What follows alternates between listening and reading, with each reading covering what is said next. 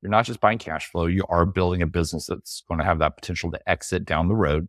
Franchises usually trade at a higher multiple than non-franchise in the same industry. And I've got a study I can cite to show that. But there's a third piece of it too. I like to call this the trifecta. The third piece would be, as a business owner, you're able to write off expenses that you couldn't otherwise. For instance, I pay my kids. I've got a new book out. They ship the book and they package it. I pay them each. I get the tax write-off, but then my kids are able to put earned income into the Roth IRAs. And so it's a way of creating this generational wealth without just the cash flow component, but also on the tax strategy side.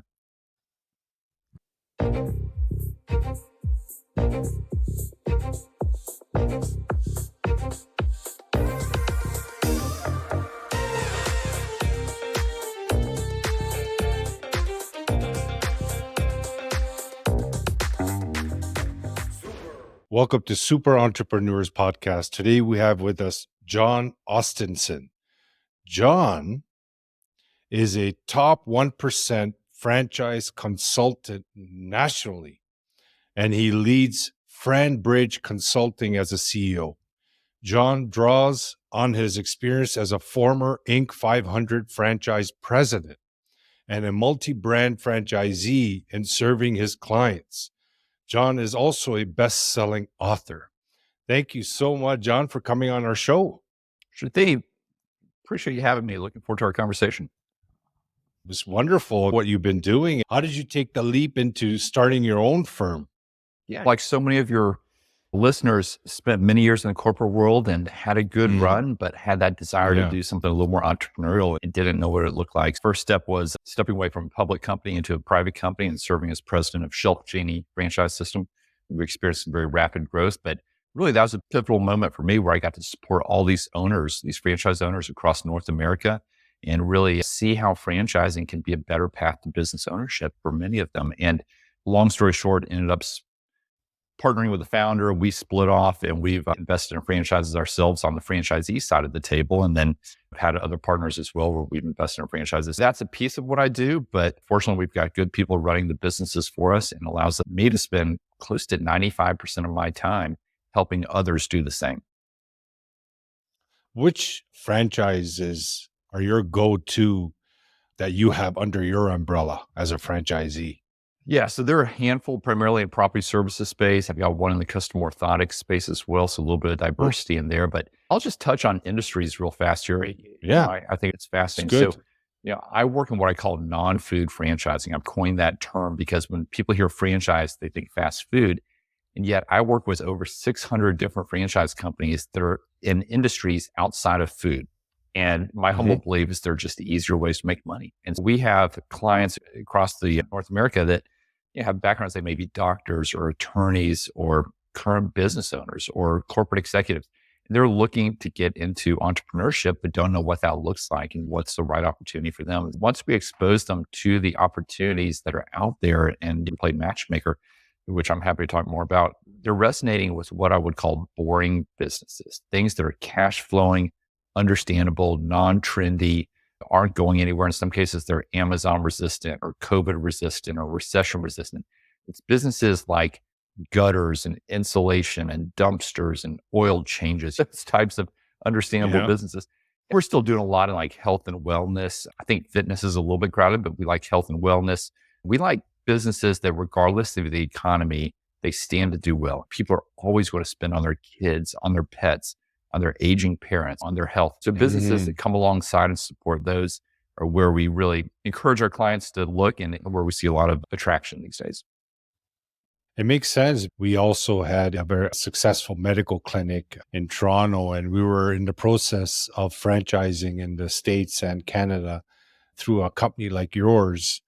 And they also said the same thing. This type of medical service or products for baby boomers is the next wave. A lot of people are finding them attractive.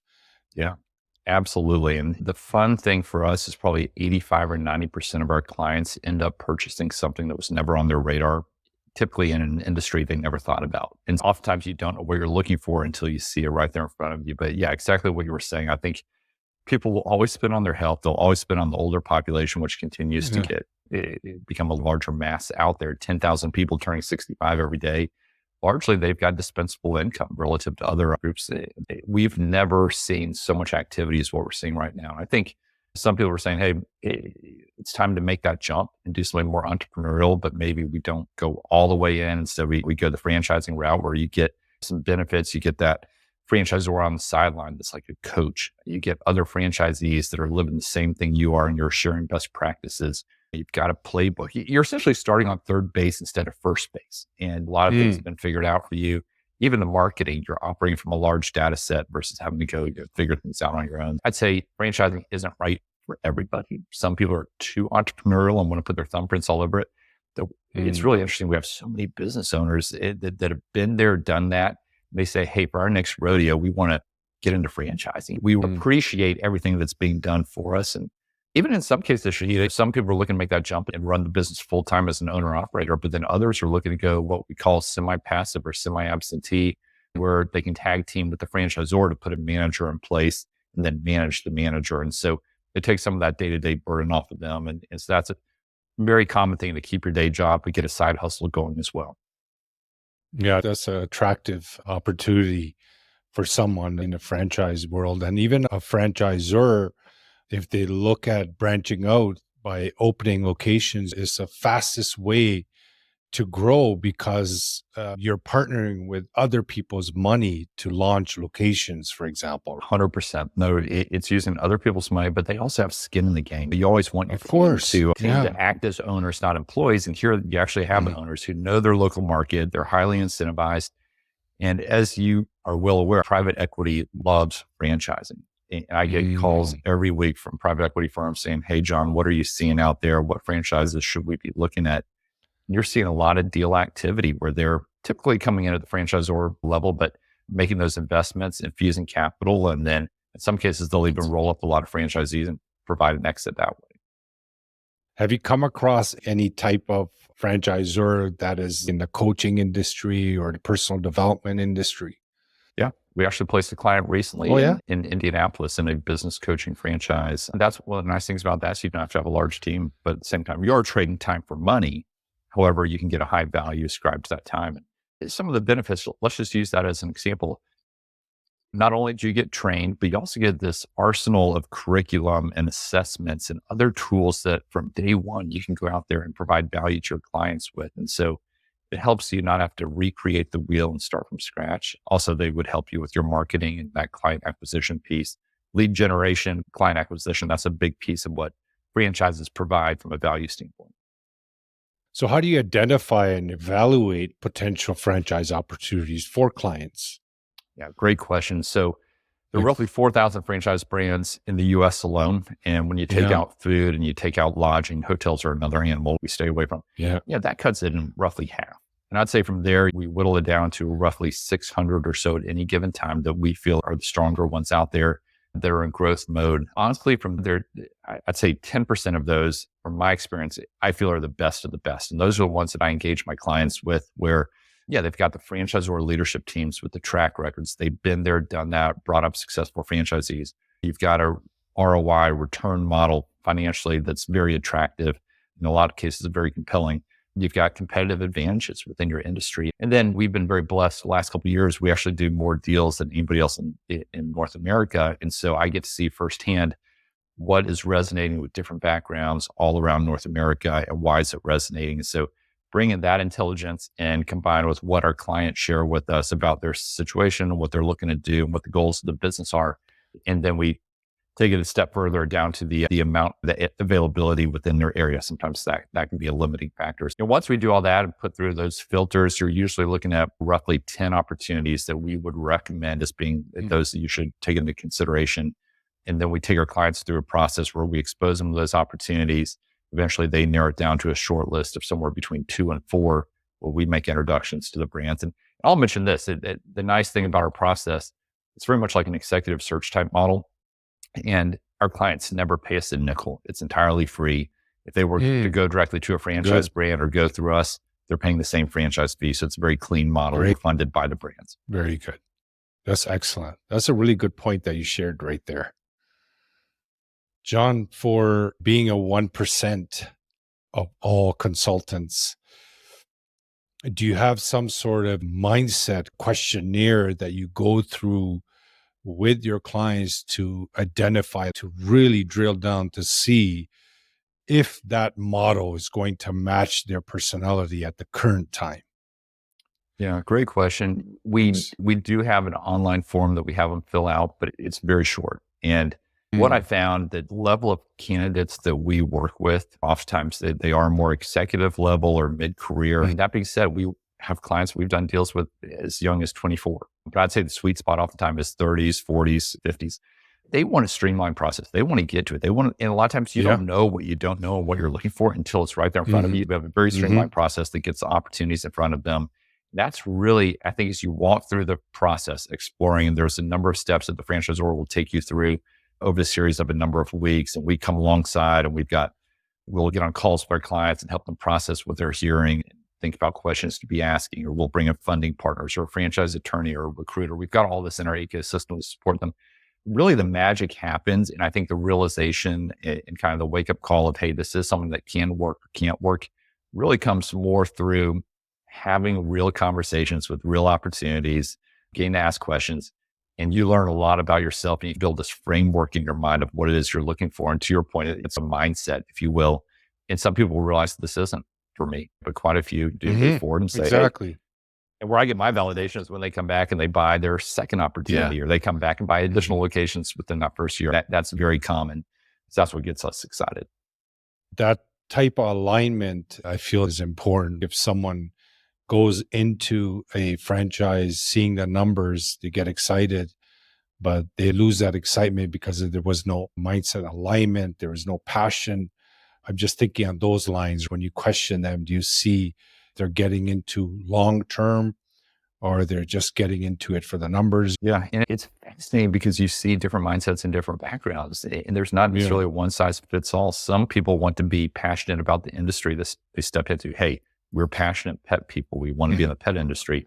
Quite a few Mhm. say, hey, we're going to default to what's providing the highest return that allows us to keep our day job or fewest number of Mhm. employees. That's another common one I hear. Yeah. But oftentimes it's what's right for that next season. And I try to take some of the Yeah. pressure off people and say, hey, you're on a journey. You'll likely have multiple ventures in the future. A lot of our clients have built up a portfolio of multiple businesses. What's right for that next season? And even if down the road you want to try your hand at some traditional startups, having gone through the Mhm. franchise process, you're going to learn a lot about how to best in class build a business. And so a lot of times they do take that mindset and they start looking at it from different angles. But again, it's not right for everyone. It's not right for everyone. Now, there's Yeah. never a perfect time to buy a business. I tell people, Yeah. life doesn't slow down when you're looking at businesses. As Abraham Lincoln said, the best time to plant a tree is to yesterday. The second best time is today. So you'll be No. glad that you did in most cases. Yeah. It's always the now. Perfect. You being in the position that you're in, John, you must come across some phenomenal opportunities. And then you have a roster of clients that are looking for opportunities. What do you do in that kind of situation? It must get tempting for you to take on that opportunity for your own bucket. Do you still promote it to your client base, or do you add it to your portfolio? Yeah, most of the opportunities would be available in a number of different markets. And so even if I were to jump on it, I'd be essentially taking one market, but there are plenty of markets left. So I think about a great example here. I'll give you two examples, very different type of Yeah. industries. Two businesses I'm invested in. One is a concrete paving business. They do the line striping for parking lots. It's a Oh, B2B. It's nice. a recurring revenue. They Mhm. fix cracks and potholes. And it's out of Canada. Retainer. The business Mhm. started in Canada, entered the US, but great model. This is a space highly fragmented, a lot of mom and pops type players. If you can come in with a white glove approach to a blue collar industry, it just makes sense, and very strong financials around this business. But I'm invested up in Minneapolis is where our location is. I'm running it somewhat passively. I've got other partners that are more active in it, but we've had 3 clients buy into that. We had one in South Carolina, one in Des Moines, Iowa, one in Atlanta, where I'm based. There's another one that I mentioned, the custom orthotics. That's one I met with the CEO Friday afternoon. We've created an investor model where the franchisor will actually run the business on behalf of franchisees. So it's a true Mm. absentee model. That's extremely rare in franchising, but there are 3 or 4 that we work with today. And so I've helped them kind of craft that and what it looks like. Yeah, but that's one that I'm personally buying a few locations Mhm. down in Florida. that they're going to run for me. Mhm. I actually had a client buy the rights to all of Canada in that one, as well as some other locations. So Master license. yeah, yeah. Awesome. Wonderful. But it's That's interesting. great. One thing I'd hit on, Shahid, would be the funding piece of things, because oftentimes they get asked, how much is it to get into one of these? And certainly if we do laundromat, you're talking $1 million. But I'd say most of the placements we're doing, when you look at startup costs, franchise being a working capital, you're somewhere in that 150 to 250 range is where most of them are falling. And some clients are using cash, some are using an SBA loans, Liquid. or Or 150 it to could be a 250 mix. all in, including working capital. All in. All in. Okay. Yep. And so that's essentially including several months of marketing and personnel costs, insurance payments, other things. But with that, and those would be more service-based type businesses, some people are using a bank loan, like an SBA loan. Some are using cash, or using an old retirement plan where you can roll that over, or 1K or IRA, and purchase the business without the tax implications. Some will use the HELOC or other means of funding. We're seeing a lot of different paths to getting into business, but Okay. I want people to know it is more reasonable investment-wise Good. than a lot of people think. Thank you for sharing that. It's an important part. If someone comes in and they have $150,000, they can either pick up real estate investment for passive income, or they come to you and say, find me a cash cow. In your experience, what would you advise a person like that? Yeah. And I would say probably 70, 80% of our clients also own investment real estate. So getting back to the mindset, they think the same way. And so oftentimes they have a few single family homes or maybe multifamily. They come to us and say, hey, there aren't too many good real estate deals to be had these days. We're not seeing much, and we like the idea of diversifying our portfolio. And so in some cases, they want businesses that complement their current portfolio, where they say, hey, we're already paying someone else to do these services. Is there an opportunity to do that? And then we do it for our own, but then also do it for others' investments. In some cases, it's more of, hey, again, we want something that's pretty passive where, and I'll just give an example here. I've got a client in South Carolina that Nathan, I like to use as an example. He's built up a portfolio over time of franchise businesses. He's 40 years old, largest franchisee of 2 Men and a Truck, operates in probably a dozen markets, built up a $30 million business. Nice. He's created an organization to support that. And so now every year, Nathan comes to me and says, hey, Jon, what are you seeing out there? And then we'll introduce him some opportunities. He picks one, he puts a young guy or gal from his organization in charge of the business, gives them some equity and says, hey, go make us proud. And he's had tremendous success. I think he's bought additional locations on every deal that we've done within the first 12 months. When you have that long-term thinking, there are a lot of options. One thing that people oftentimes forget about, you're not just buying cash flow. You scale it up and there's work to be done, but you're not just buying cash flow. You are building a business that's going to have that potential to exit down the road. Franchises usually trade at a higher multiple than non-franchise in the same industry. And I've got a study I can cite to show that. But there's a third piece of it too. I like to call this the trifecta. The third piece would be, as a business owner, you're able to write off expenses that you couldn't otherwise. For instance, I pay my kids. I've got a new book out. They ship the book and they package it. I pay them each. I get the tax write-off, but then my kids are able to put earned income into the Roth IRAs. And so it's a way of creating this generational wealth without just the cash flow component, but also on the tax strategy side. Excellent. What do you feel your innermost superpower is that got you to this point in your life? I think ability to change and adapt. I'm trying to learn new things every day. And when I was a young boy playing baseball, I was not thinking I'd be in franchising someday. But when you look at my career, it's taken me to India, where I've brought up vendors over there on behalf of multinational. It's taken me to serving as VP of sales for the largest clothing company for children in the world, Carter's Oshkosh B'gosh, and stumbled into franchising, but absolutely love it. Feel like I'm in my sweet spot and able to help a lot of people now. So I think being able to change and learn new things every day is my superpower. Love it. Jon, thank you so much for taking the time to come on our show today. Shared some wonderful information. And if there's anything else happening in your business that you need our help in, just don't hesitate to contact us. I appreciate you. And audience, thank you once again for joining us for another episode with Jon. His information will be in the show notes below. If you're looking to increase income or wealth, the best way to do is by adding multiple sources of income. And that's what Jon is talking about here. There's tremendous opportunity to increase step by step and create that 7-figure plus lifestyle that you want as an entrepreneur. And the best way is to add multiple sources of income. Again, thank you so much for joining us. Appreciate you guys. Appreciate you guys helping us grow. Without you, we wouldn't be growing. So appreciate you. And Jon, thank you so much.